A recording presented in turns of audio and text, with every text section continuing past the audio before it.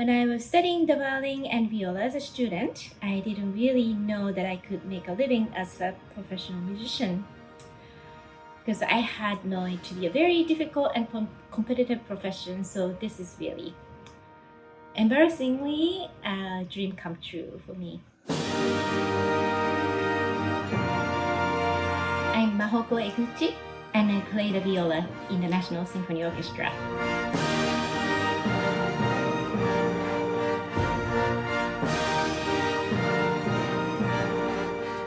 When I auditioned for the NSO, I think there were about 70 people.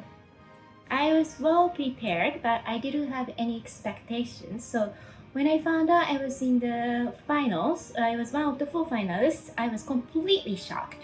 At the time, there wasn't going to be a screen for the final round, and I didn't have a nice shirt on because I didn't expect to be seen or to get to the finals.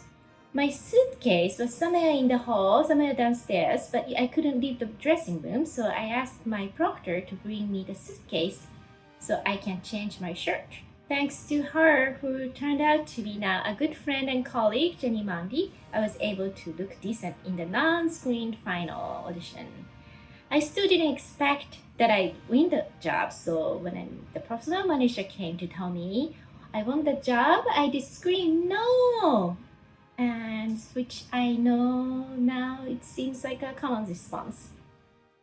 I studied on violin when I was 2, went to music school, undergrad and graduate, and I even have a Doctor of Musical Arts degree in violin performance, which impresses my son, and which is the only thing that impresses my son, actually. Because of similarity in technique, a lot of violists start out on violins and switch to viola, attracted by the low sound, while others start on the viola from the beginning. This is viola. It's the one a little bit bigger than the violin, but we hold the same way.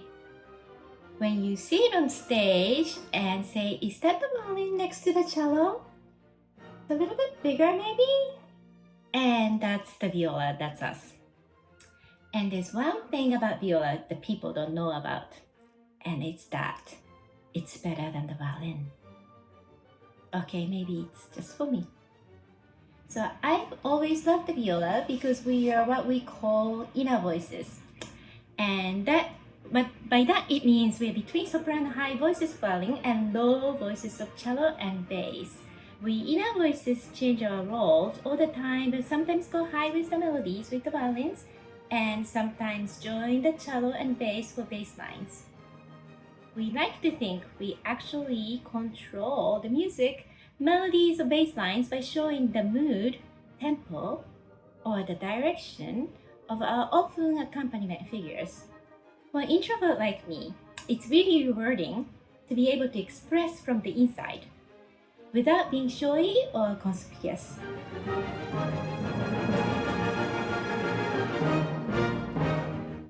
Like many other musicians, I found out that in hard times, in tough times, Bach's music soothes one's soul, playing, performing, listening. So here it is.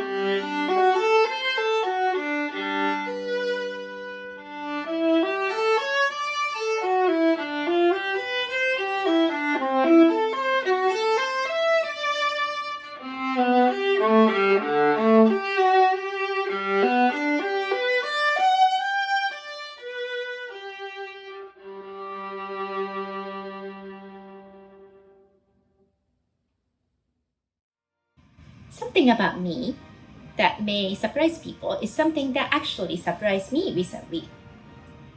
When the schools closed in March, I had to homeschool my 8th grade son. And gradually I realized I loved it, and I especially loved the geometry. I still have the book. I was pretty sad when the school ended, so I went ahead and signed up for online college algebra course and have been loving it. When I tell my family and friends about this, they either roll their eyes or pretend that they didn't just hear that. So there are people who actually enjoy math without being math professionals. My favorite NSO moments are when we really come together as a unit. It happens a lot on tour for good reasons. On tour, we feel like we are representing our hometown DC. We get to play in many different halls, some famous and some unknown, and we also travel together like a family. When we finally returned to Kennedy Center as a full orchestra, in the end of the year, after missing making music with each other for so many months, we will experience this unified excitement like we have never before.